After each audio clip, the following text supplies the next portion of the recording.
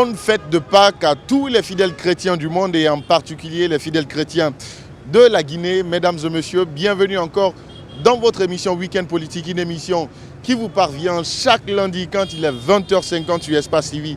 Ici, nous parlons que politique, ah oui, politique parce que notre nation doit évoluer. Et cette nation ne se développe que par nos hommes politiques. Mais est-ce qu'ils ont l'intention de faire développer notre pays? En tout cas, nous, on leur donne la parole.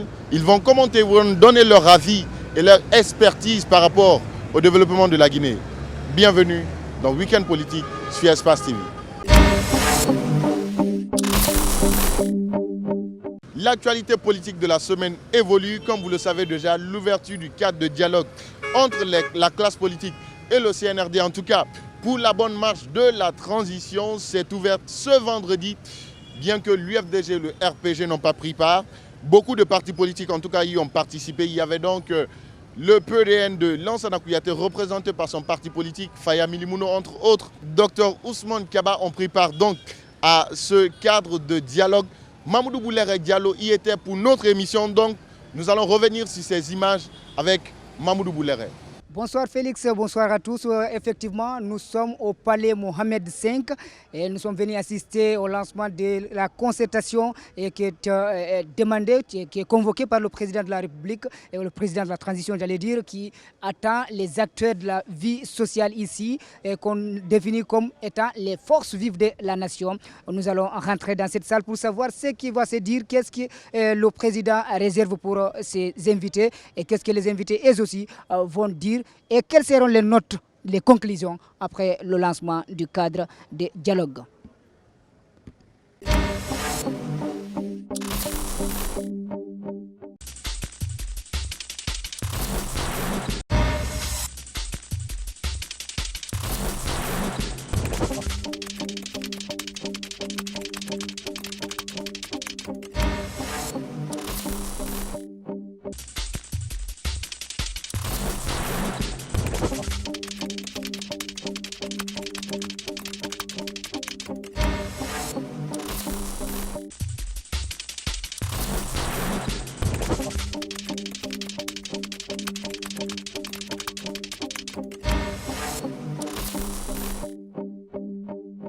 Nous devons être là pour notre pays.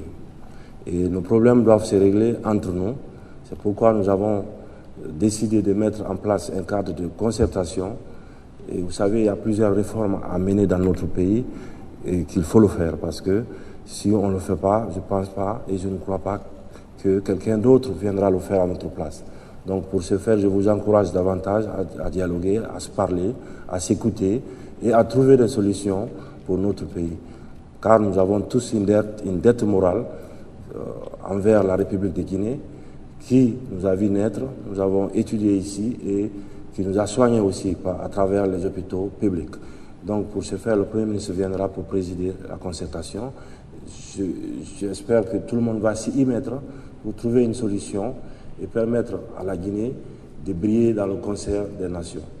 Donc pour moi, c'était l'occasion de vous serrer la main et aussi vous dire qu'on est là à écouter vos propositions et aussi avoir une solution finale pour que cette transition soit la dernière. Maintenant, ce qui est sûr et certain est que les gens doivent intégrer, on ne reculera devant rien pour les réformes, pour aider notre pays.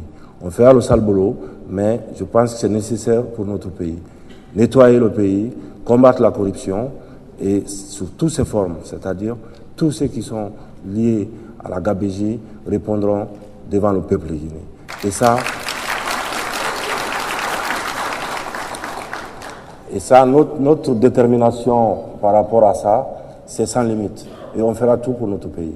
Et ça, personne, je dis bien personne, ne nous arrêtera là-dessus. Donc, je vous remercie encore une fois et vous dis un bon Ramadan et un bon carême pour nos frères chrétiens. Et que Dieu bénisse la Guinée et les Guinéens. Merci beaucoup.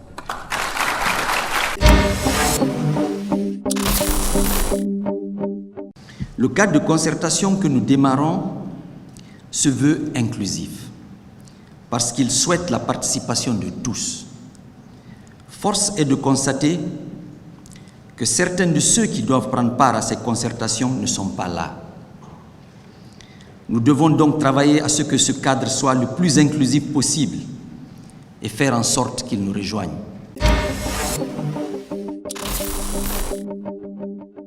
Nous allons commencer par le président et nous allons reprendre la parole, j'allais dire, par le président de l'UDG, c'est Elhadji Mamadou Sylla. Elhadji Mamadou Sylla, bonsoir. Bonsoir. Vous avez écouté les différents discours, vous avez écouté le président, le premier ministre et puis le ministre de MATD et puis les autres représentants des coalitions des partis politiques. Vous avez tiré quelles conclusions au début de ces dialogues?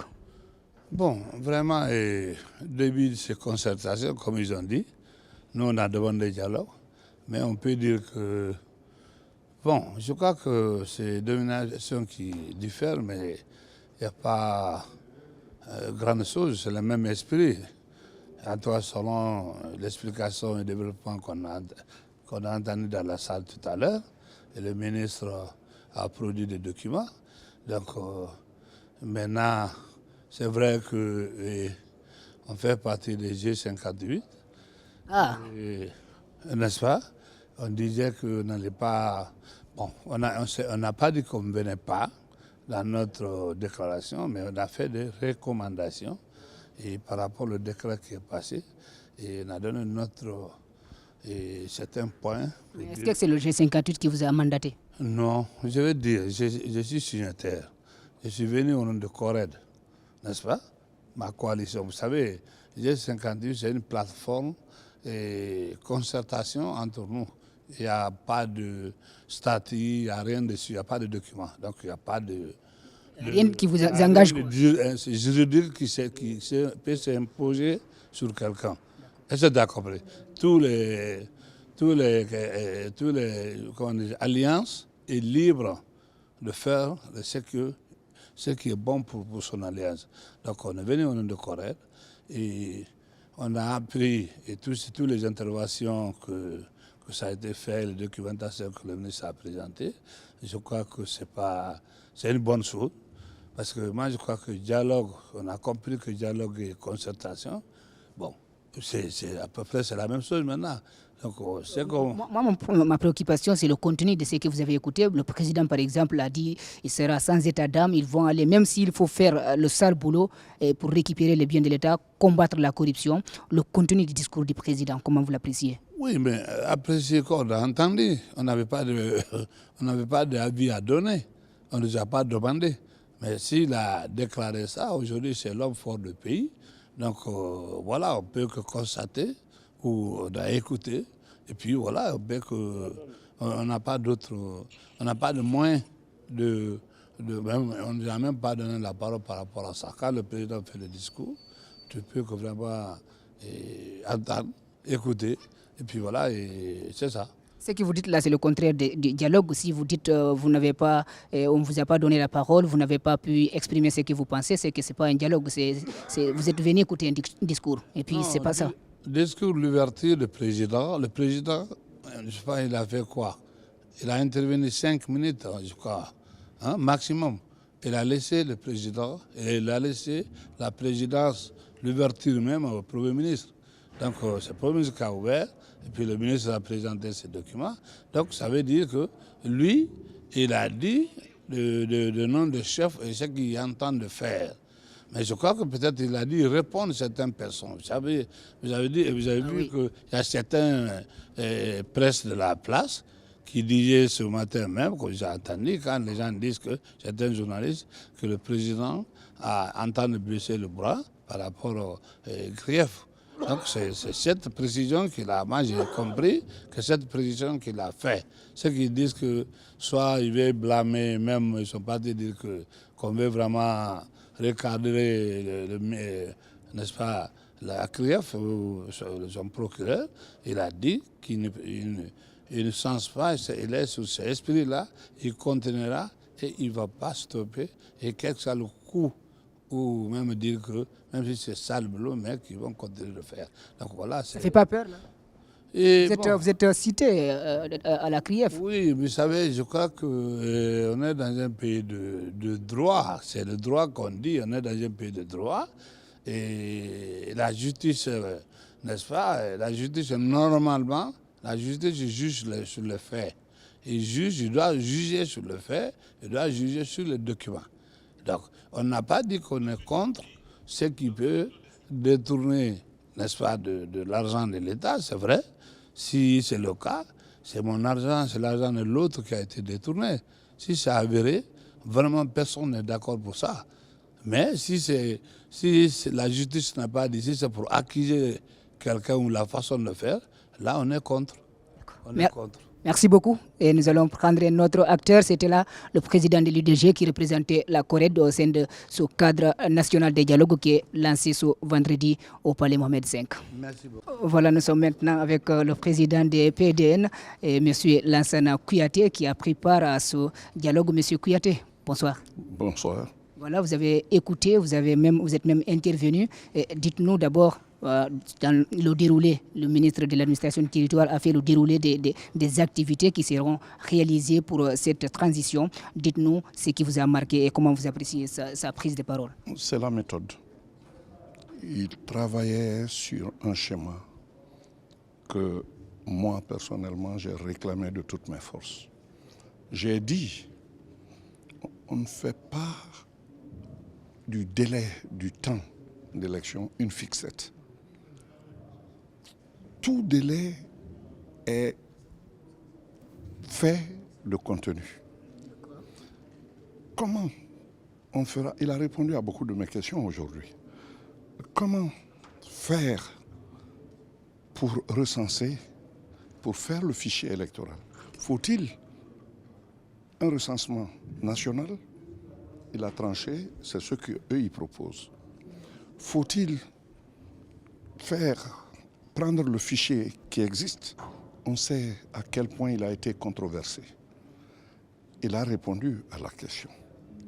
Quelles seront les séquences, les affichages, même la cartographie électorale? La distance ne doit pas dépasser 5 km si j'ai bonne mémoire. Ouais, pour ça qu'elle est... Voilà. Donc, aujourd'hui, beaucoup de questions sont déjà répondues. On va discuter. Malgré tout, je dis qu'il n'y a pas de pensée unique. Mais pendant ce temps, on ne connaît pas la période, on dit que c'est les forces vives. Qui sont ces forces vives-là? Parce qu'on a parlé, il y a le CNT qui est là, il y a la classe politique. Tout ce qu'on veut mettre là-dedans, on n'a qu'à mettre, pourvu que la structure qu'ils nous ont montrée sur papier soit aussi accompagnée d'une bonne structure de discussion. Mais là, on sait que PDN, c'est toujours espoir, on parle toujours d'espoir. Vous étiez toujours loin, vous n'étiez pas en Guinée. Est-ce que définitivement, Lansana Kouyaté est rentré pour conquérir maintenant le pouvoir? Et quand on écoute des jeunes politiciens qui parlent de laver la classe politique et puis de renvoyer les vieux à la retraite, est-ce que vous vous sentez concerné? Je ne me sens pas concerné. Je ne me sens pas concerné parce que les gens définissent mal l'âge. Il y a des jeunes qui sont déjà vieux. Quand il y a des vieux qui sont jeunes. Il y a des vieux qui sont jeunes, mais il y a des vieux qui sont aussi vieux. Tout dépend des objectifs qu'on se fixe pour l'avenir. Il y a des jeunes aujourd'hui qui laissent leur destin au destin, qui ne pensent plus construire un avenir. Il y a des vieux, et j'en connais plein en Afrique, qui rêvent toujours et qui posent des actes. La ceinture verte qui va du Sénégal jusqu'à Djibouti là-bas, qu'il a créé, c'est quelqu'un qui approche, qui va maintenant vers les 100 ans, le président Abdoulaye Wade. Je voulais juste savoir, vous avez écouté le déroulé. J'ai écouté tous les déroulés. Vous donnez quel temps oui. à se dérouler pour que ça soit exécuté? Quel est le temps qui pouvait être raisonnable? Au temps, vous m'avez posé cette question déjà, après nos assemblées générales. J'ai dit, on ne peut pas donner de temps tant qu'on n'a pas le contenu. C'est le contenu. On n'a pas encore le contenu. On nous a donné le menu. Quand on te donne le menu dans un restaurant, tu choisis. Tu choisis quelle entrée tu prends, quel plat principal tu prends, quel dessert tu prends. On a une idée déjà de ce qu'ils veulent faire. Ce qui est absolument important. Maintenant, c'est au fur et à mesure qu'on discute, comme je l'ai dit ici, s'il faut changer la sauce graine en sauce gombo, on le fera. D'accord, on a écouté le président convaincu et puis il faut le dire encore très prudent et on attend, on donne le temps au temps pour savoir... Je ne suis pas prudent, j'ai dit ce que je pense.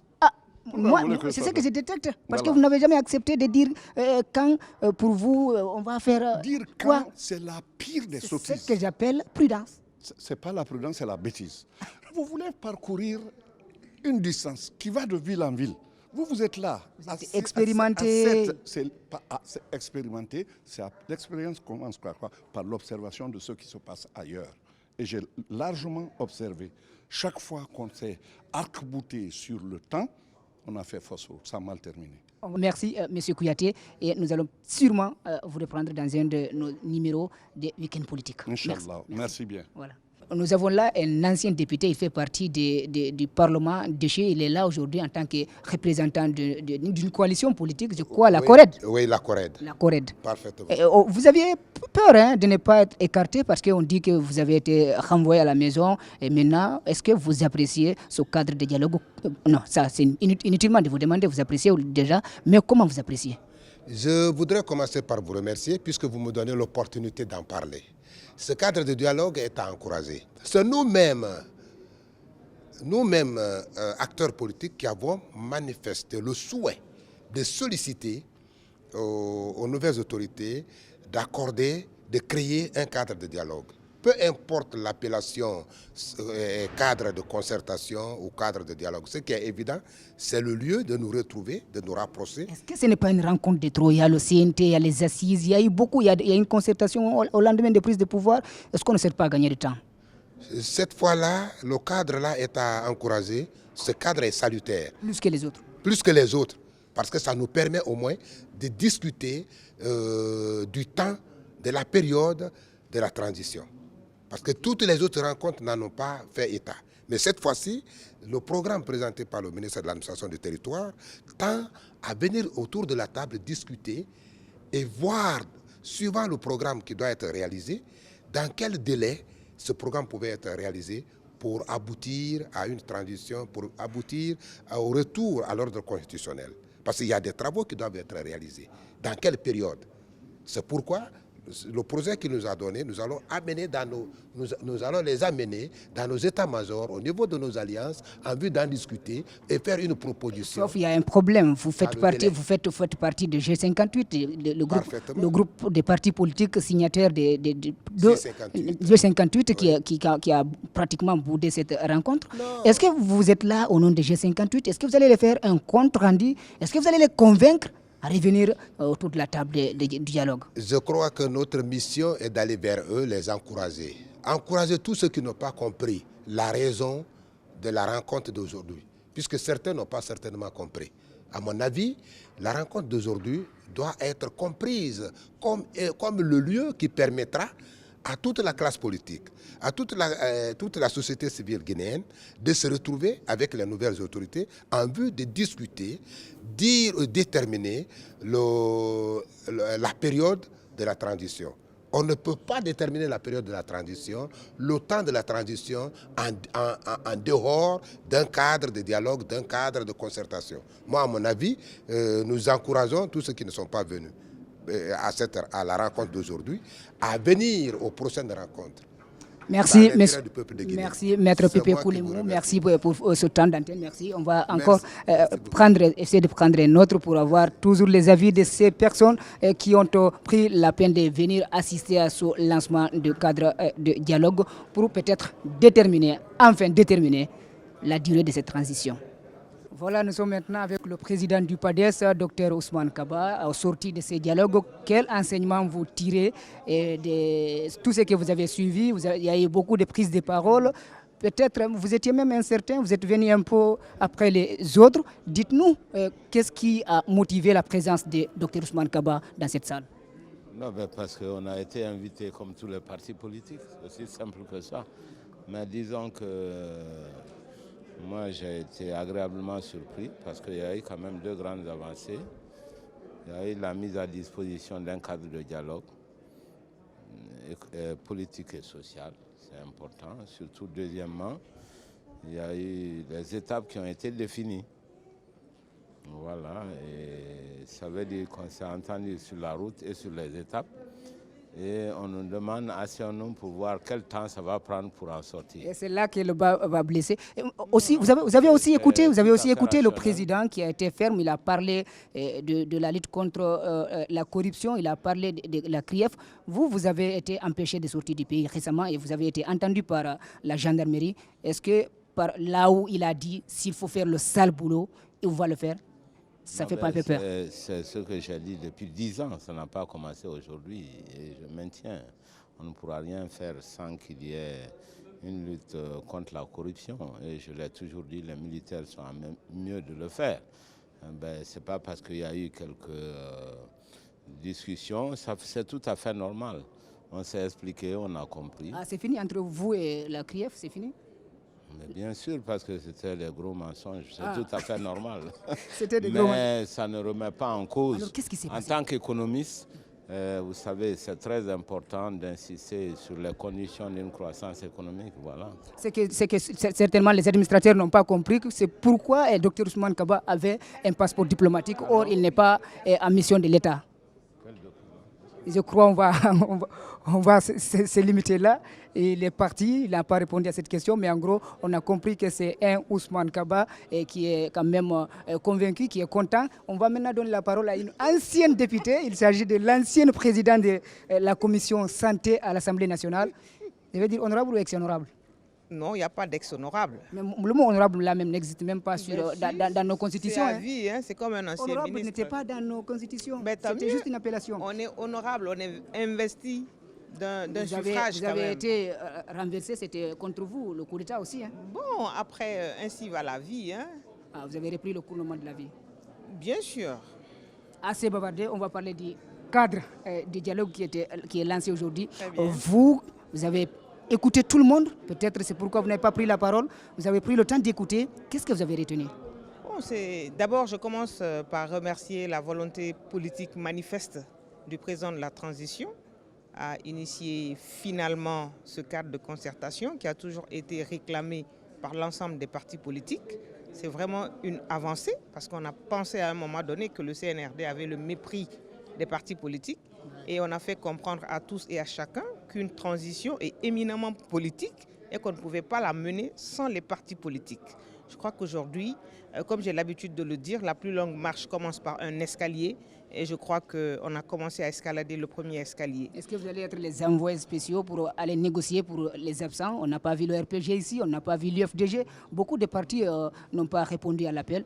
Et sûrement, le Premier ministre lui-même a reconnu qu'il y a des absents qu'il faut réintégrer. Quelle va être votre démarche pour essayer d'amener vos collègues députés, je veux dire politiciens, à accepter de venir autour de la table? Ma démarche, c'est du haut de votre tribune-là, du haut de votre micro-là, pour dire qu'à un moment donné, nous avons tous réclamé la mise en place d'un cadre de concertation. Et ce cadre de concertation, c'est vraiment l'hémicycle des partis politiques. Il faut qu'on ramène le débat dans ce cadre de concertation. Il faut qu'on quitte la rue pour venir dans ce cadre de concertation et dire exactement ce qui ne va pas, ce qu'on veut dire. On a cette liberté. Ceux qui ne sont pas venus, c'est leur liberté. En politique, chacun a la liberté d'adhérer ou de ne pas adhérer. Mais du haut de cette tribune, je souhaiterais qu'ils prennent de la hauteur, qu'ils se mettent au-dessus et qu'ils acceptent de venir pour qu'on parle Guinée. Il n'y a que des Guinéens qui peuvent fabriquer la Guinée, qui peuvent amener la Guinée vers à bon port. D'accord. Le message est parti, le message est bien lancé. Merci, honorable. Merci. Je vous dis honorable maintenant. Merci, c'est très gentil. Merci. Merci, oui. On prend maintenant le panafricain, M. Siaka Barry. Il est toujours absent. Il dit aujourd'hui qu'il faut... Pas aujourd'hui. Hein? Pourquoi c'est aujourd'hui? Pas toujours absent. C'est vous qui l'avez dit, c'est pas moi. Oui, absent ici, mais présent sur le terrain. Quel terrain? Il n'y a pas de terrain en ce moment? Non, il y a du terrain. Vous savez, le Guinéen lambda, j'étais en tournée à l'intérieur du pays pour l'implantation du parti et m'enquérir aussi des conditions de vie du citoyen lambda. Le Guinéen lambda vit aussi au jour le jour. Il ne se nourrit pas que de politique. Voilà, donc il faut aller le voir aussi. Maintenant, vous êtes revenu, vous avez pris part au lancement de ce cadre de concertation ou de dialogue, qu'est-ce que je vais raconter. Mais vous avez écouté les différents intervenants, que ce soit du côté du gouvernement, de la présidence, mais de vos collègues. Vous-même, vous avez pris la parole. Oui. Selon vous, jusqu'où ce cadre-là va nous amener? Est-ce que le moment est venu pour faire rupture avec les erreurs qui nous ont tous été fatales? Oui, le moment est venu. Moi, j'ai mis l'accent surtout sur l'inclusivité du cadre.